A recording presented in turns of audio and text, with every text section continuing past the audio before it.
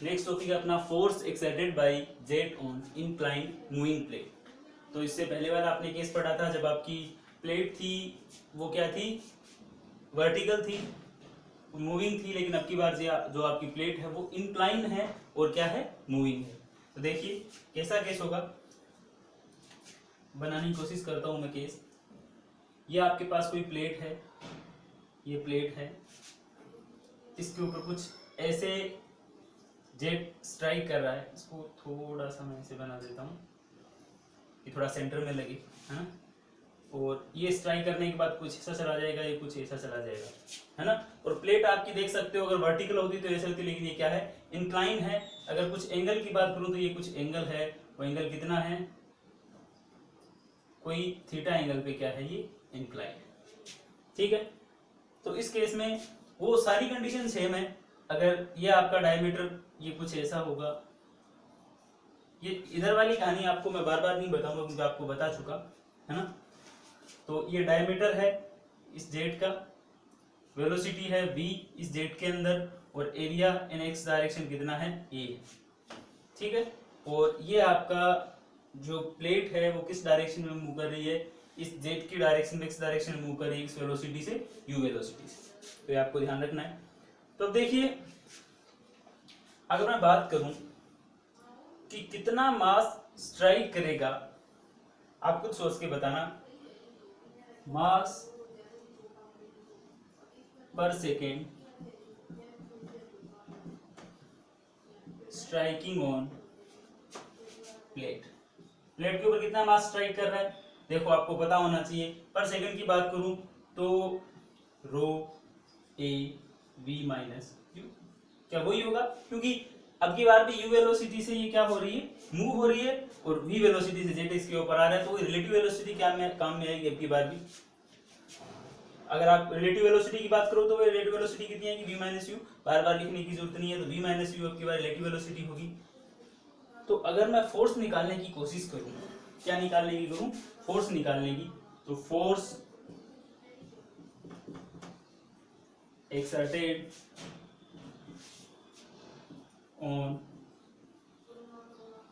Inclined plate by jet, तो वही आपको पता होगा फोर्स। लेकिन अब की बार मैं कौन सा फोर्स निकाल रहा हूं, normal force in direction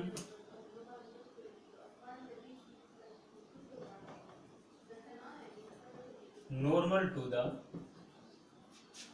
plate. जो मैं फोर्स निकालना चाह रहा हूं, क्या करना चाह रहा हूं, क्योंकि ये जो आपकी प्लेट है, इस प्लेट के नॉर्मल में कितना फोर्स लग रहा है वो निकालना चाह रहा हूं।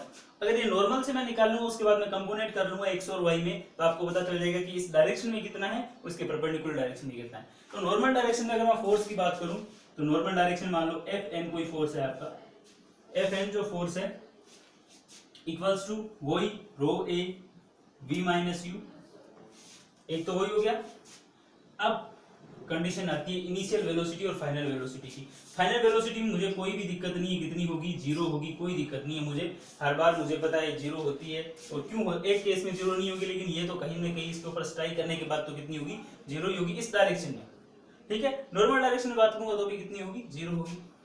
लेकिन दिक्कत आ रही है इनिशियल वेलोसिटी में। अब इनिशियल वेलोसिटी आपको ये तो पता है कि v माइनस यू है ना, v माइनस यू, लेकिन ये जो वेलोसिटी v माइनस यू है वो इस डायरेक्शन में है, ये इसके नॉर्मल डायरेक्शन में नहीं है। तो अगर मैं इसे नॉर्मल डायरेक्शन में करने की कोशिश करूंगा तो दो कंपोनेंट करूंगा, एक v minus u cos theta, एक v minus u sine theta. इस डायरेक्शन में इसके नॉर्मल में कितनी होगी, v minus u sine theta. तो बस यही आपका नॉर्मल फोर्स हो गया, Fn equals to rho a v minus u का स्क्वायर इंटू साइन थीटा। अब आप पूछोगे सर ये तो नॉर्मल है, मुझे तो इस z की डायरेक्शन में ही फोर्स चाहिए, तो z की डायरेक्शन में fx है तो कितना होगा, Fn sin थीटा, सिंपल। और z की परपेंडिकुलर डायरेक्शन में होगा कितना, Fn cos थीटा, सिंपल सा। तो ये जो फॉर्मूला था इससे ही आप निकाल सकते हो रो ए v माइनस यू का स्क्वायर साइन स्क्वायर थीटा, और इससे निकाल सकते हो रो a v minus you square sine theta, और ये क्या आ गया, कोस थीटा। तो सिंपल सा इससे आप निकाल सकते हो। बोलोगे सर हमें तो वर्क डन निकालना है, तो आप यू से मल्टीप्लाई कर दीजिए, वर्क डन पर सेकंड की वैल्यू आ जाएगी। तो ये सिंपल सा कंसेप्ट है किसका, जब आपकी जो मूविंग प्लेट है वो क्या है, इंक्लाइंड है, मूव अभी कर रही है लेकिन है क्या, इंक्लाइंड। तो ये आपको ध्यान में रखना है, ये दोनों केस, ये भी जल्दी से आप नोट डाउन कर लीजिए।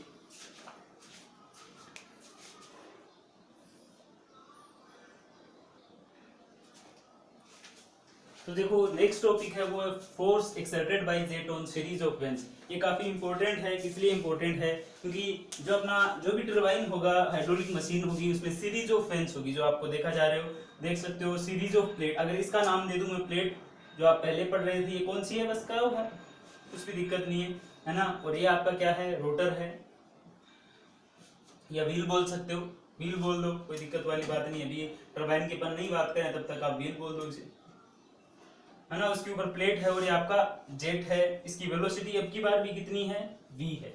और ये जिस डायरेक्शन में ये व्हील रोटेट कर रहा है, और इस व्हील की वेलोसिटी कितनी है, इस व्हील की वेलोसिटी कितनी है, u। क्या आपको ये बात समझ में आई? ये बात समझना बहुत जरूरी है। तो देखिए अब की बार कंसेप्ट थोड़ा सा अलग है।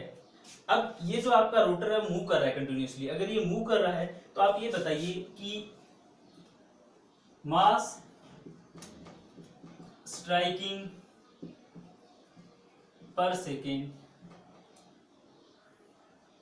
अगर कितना मास स्ट्राइक कर रहा है पर सेकेंड इस ब्लेड के ऊपर, तो आप अब की बार क्या बोलोगे कि सर इसकी वेलोसिटी v है और इसका डायमीटर कितना है, d है ना, और एरिया इसका a है, तो और रो a v minus you mass strike करेगा।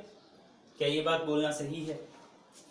बता सकते हो क्या ये की बार भी क्या रो ए वी माइनस यू होगा, अब की बार रो ए वी माइनस यू नहीं होगा। क्यों नहीं होगा? क्योंकि आपको पता है कि यहाँ से जो भी वेलोसिटी आ रही है जेट की v, उसको हर बार एक नई प्लेट मिलेगी, उसको हर बार एक नई प्लेट मिलेगी। ये हर बार मूव कर रहा है तो इसको हमेशा क्या लगेगा कि ये u वेलोसिटी से रोटेट तो कर रहा है, लेकिन हर बार इसको ये लगेगा कि इसको तो ये लगेगा कि स्टेशनरी है।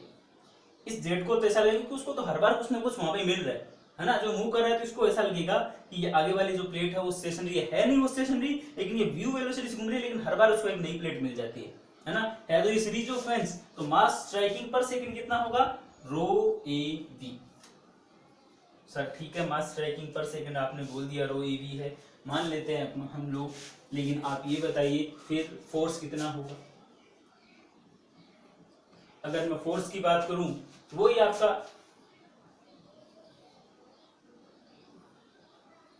क्या, वही rate of change of momentum,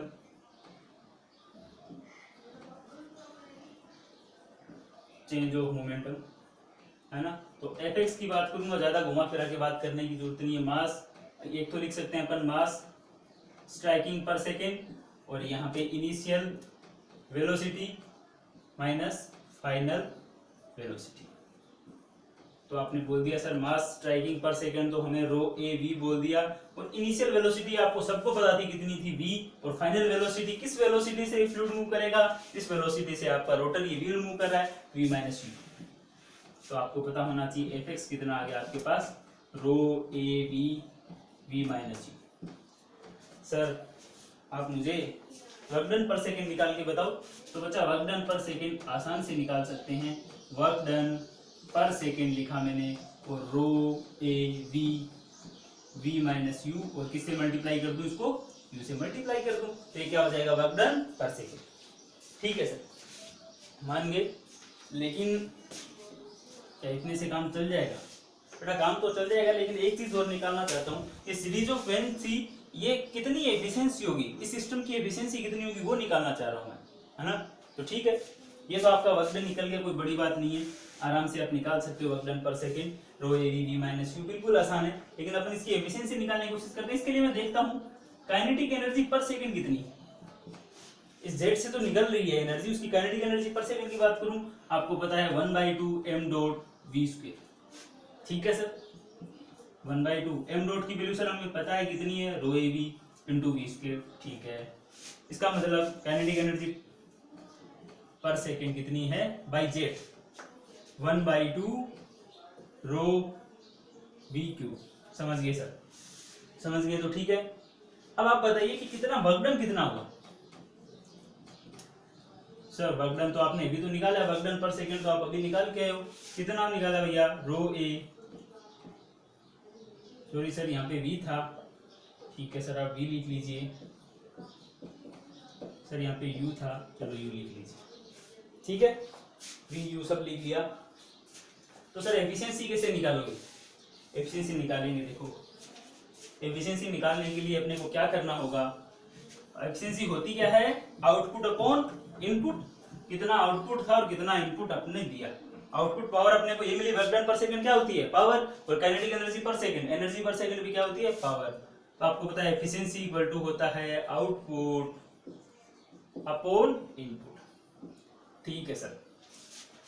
output sir आपने हमें बताया कि वर्क डन मिला आपको, और वर्क डन आपको मिला कितना, rho A V you minus you square, ठीक है सर, और इनपुट आपने दिया 1/2 रो वी क्यू, ठीक है सर, ये भी बात समझ में आ गई।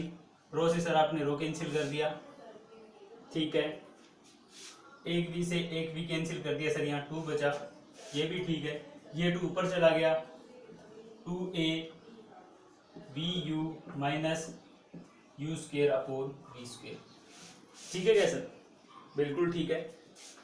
अब सर ये तो एफिशिएंसी आ गई, लेकिन मैं ये भी चाहता हूँ कि सर इस एफिशिएंसी की वैल्यू निकाल के बता दीजिए आप कि इस एफिशिएंसी की वैल्यू आती कितनी है, ठीक है भाई, वो भी निकालने की कोशिश करते हैं, मैं इसको रब कर रहा हूँ, इस एफिशिएंसी की वैल्यू निकालने की कोशिश करते हैं। आपको पता होगा, आपने एफिशिएंसी अगर आपको मैक्सिमम और मिनिमम निकालनी होती थी कि मैक्सिमम एफिशिएंसी कितनी हो सकती है, तो आप क्या करते थे, जो आपका वेरिएबल होता था उसके साथ आप एक बार डिफरेंशिएट कर देते थे और 0 के इक्वल कर देते थे। यही ऐसा करना, इधर इसको एक बार डिफरेंशिएट करो, इक्वल के बराबर करो, तो आएगा क्या, फिर बता दूं क्या आएगा,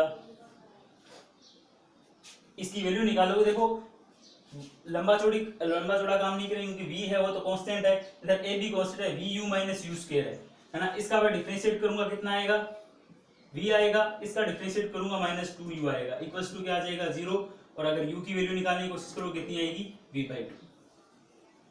आप करके देख लेना, बिल्कुल आसान है क्योंकि आप डिफरेंशिएशन तो आपको सबको आता है, मुझे पता है, तो u की वैल्यू कितनी आएगी, v/2, और जैसे ही आप ये u की वैल्यू v/2 इसके अंदर पुट करोगे, आपके पास एफिशिएंसी कितनी आ जाएगी, आप करके देख लेना, v/2 करोगे, u इक्वल्स टू v/2 करोगे, v स्क्वायर बाई कितना हो जाएगा 2, ये v square by 4 cancel out होके यहाँ से आपके पास क्या बचेगा 1/2, और सारी चीजें क्या हो जाएगी कैंसिल, इसका मतलब न्यूटा की वैल्यू कितनी है 50%। तो इतना आपका किसका पार्ट था, ये इम्पैक्ट ऑफ जेड था, है ना। इसके सारे केस, पिछले वाले केस में सर एक चीज बताने में आपको भूल गया, कौन सी, जब इंक्लाइन का केस था कि सर इंक्लाइन में आपने मूविंग का तो बता दिया, लेकिन इंक्लाइन में आपने स्टेशनरी का नहीं बताया।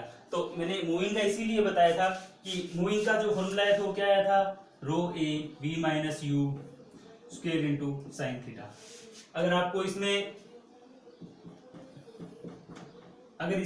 आपको स्टेशनरी का निकालना है तो स्टेशनरी केस में u की वैल्यू कितनी हो जाएगी 0। अगर ये 0 हो जाएगी तो fx equal to rho A v square sine square theta. तो ये क्या आ जाएगा, इसलिए मैंने ये नहीं बताया क्योंकि स्टेशनरी होगा तो आपका सिंपल से u की वैल्यू क्या हो जाएगी 0 हो जाएगी। तो इस स्टेशनरी का बताने की जरूरत ही नहीं, आप खुद समझदार हो इतने कि u की वैल्यू 0 हो जाएगा तो आपकी प्लेट स्टेशनरी होगी, और u की वैल्यू कुछ होगी तो वो क्या होगी मूविंग। तो थैंक यू, आप इसे पूरा कंप्लीट कर लेना, आगे अपन हाइड्रोलिक मशीन पढ़ेंगे।